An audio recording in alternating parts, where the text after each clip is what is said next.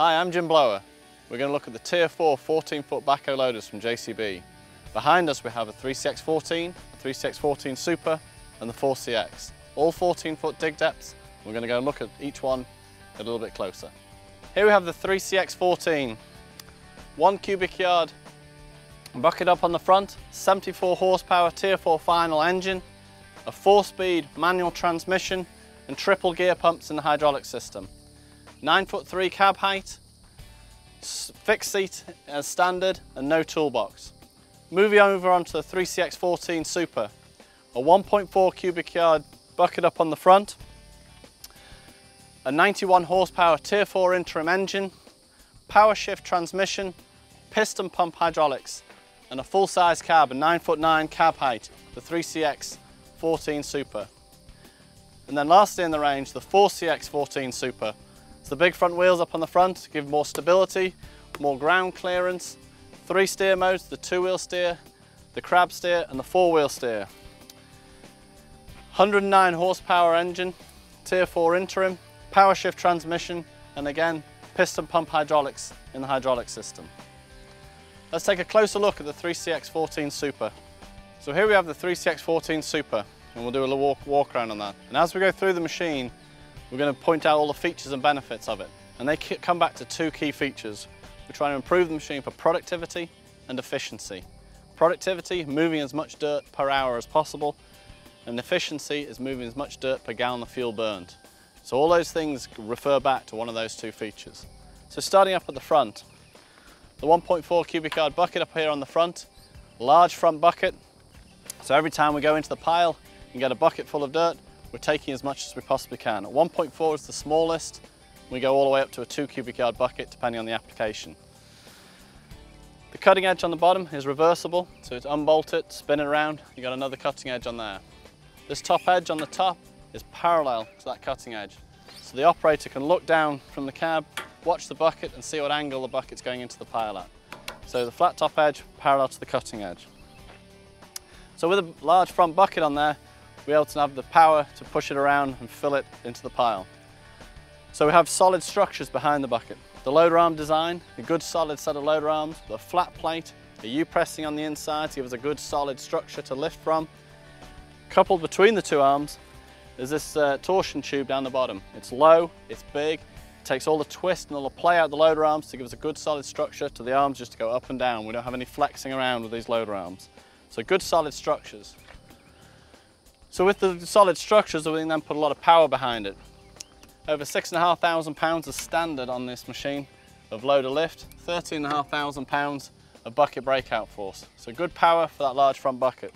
You can option this lift cylinder up to over 9,000 pounds of lift if you need to have extra lifting ability. Also in the loader arms, we have this linkage here, which is a parallel lift mechanism.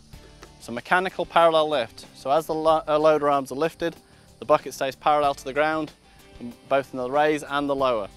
So if you were to put an optional quick hitch on here with a set of forks, the forks will stay parallel to the ground in both raise and lower. Added to that, if you're just working with a bucket here, you go into the pile, you fill the pile, you've mounted all the dirt up or gravel into that bucket, and as you lift it up to go to a truck, the bucket's not going to roll forward or backwards and lose material. It's just going to lift it straight up and then you can dump it into the truck and put the material where you want it. Again, that productivity, putting the material actually where you want it. So moving away from the loader arms into the driveline, it's a 91 horsepower Tier 4 interim engine in here. And behind that we have the JCB built 4-speed power shift transmission, which we can option up to an auto shift, which is a 6-speed transmission. Standard is the power shift. And then we go down onto the JCB axles.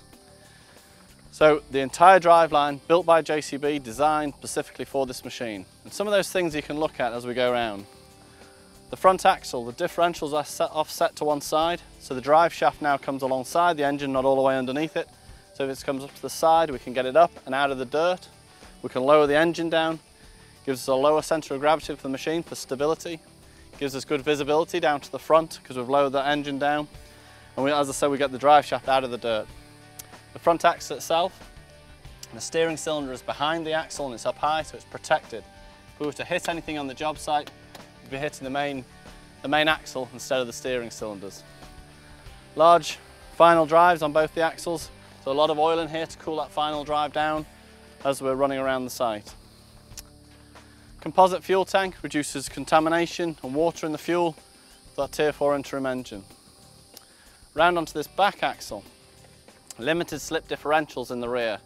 So the operator doesn't have to do anything. There's no buttons or levers or pedals to engage. The machine senses when it needs to engage the limited slip differential and engage it and gets you out of trouble before you even know it's in there.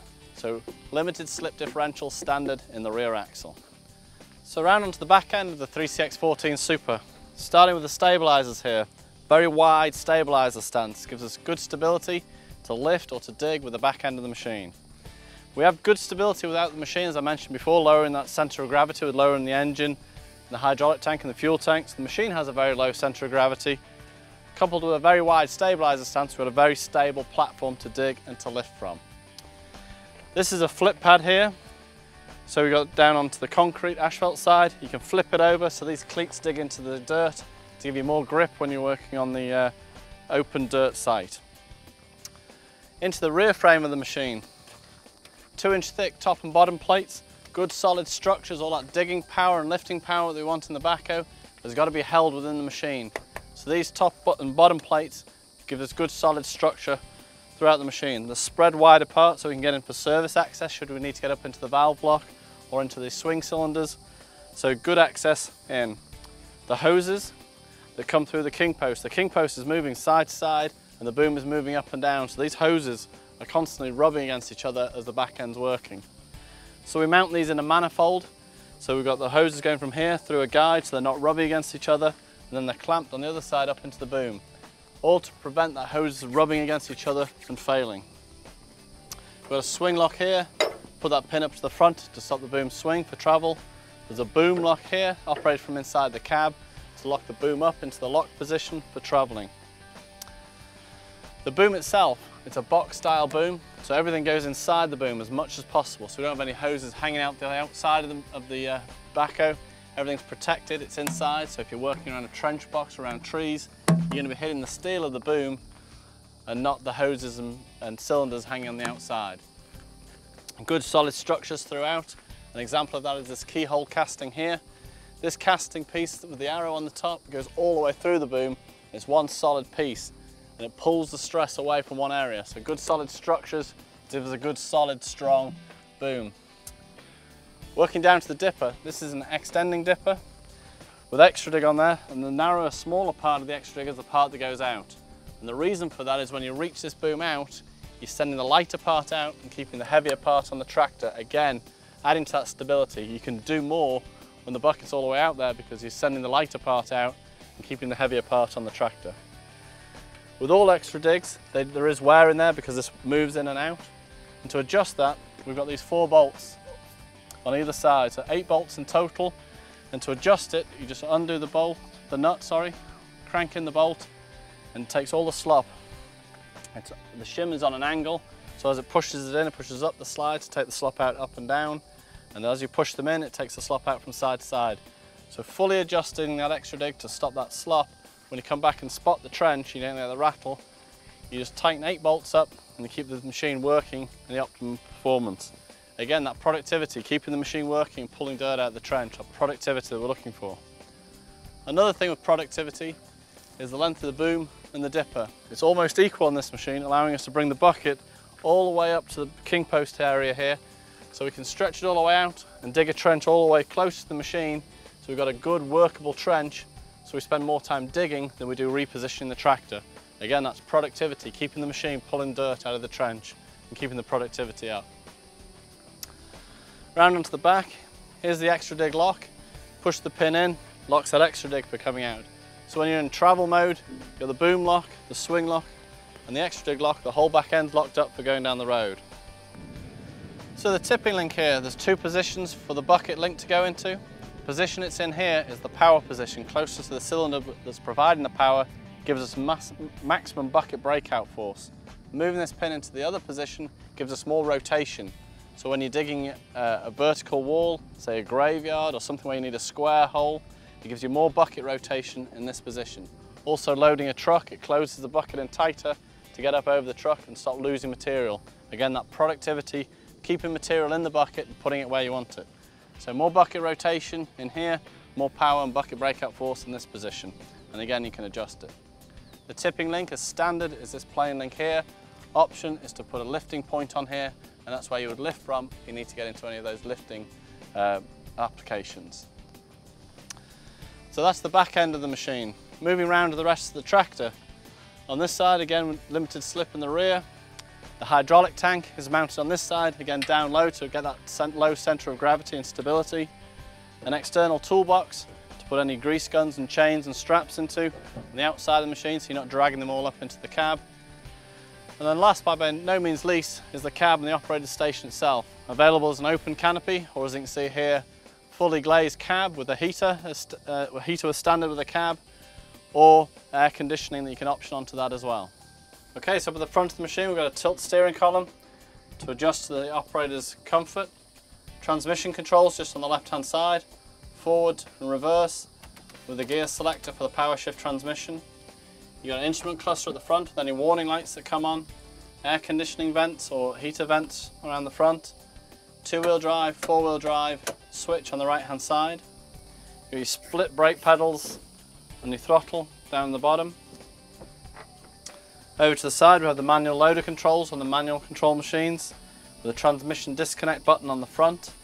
Next to it is the auxiliaries for the front bucket, whether it be a 6-in-1 or a grapple that you put on the front. And then next to that is the parking brake.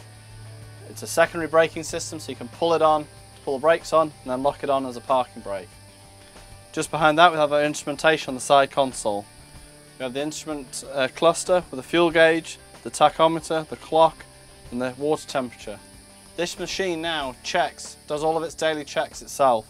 If there's any issue, it'll throw up the warning here and up on the front, and then it'll scroll through on the LCD display telling you what's wrong, whether it be engine water low, engine oil low. The machine does all those checks for you. Moving on from that is the heater and air conditioning controls, then all the switches for your lights and any other options that may be fitted to the machine are mounted on the side console down here, as well as the 12-volt power source for charging phones, etc.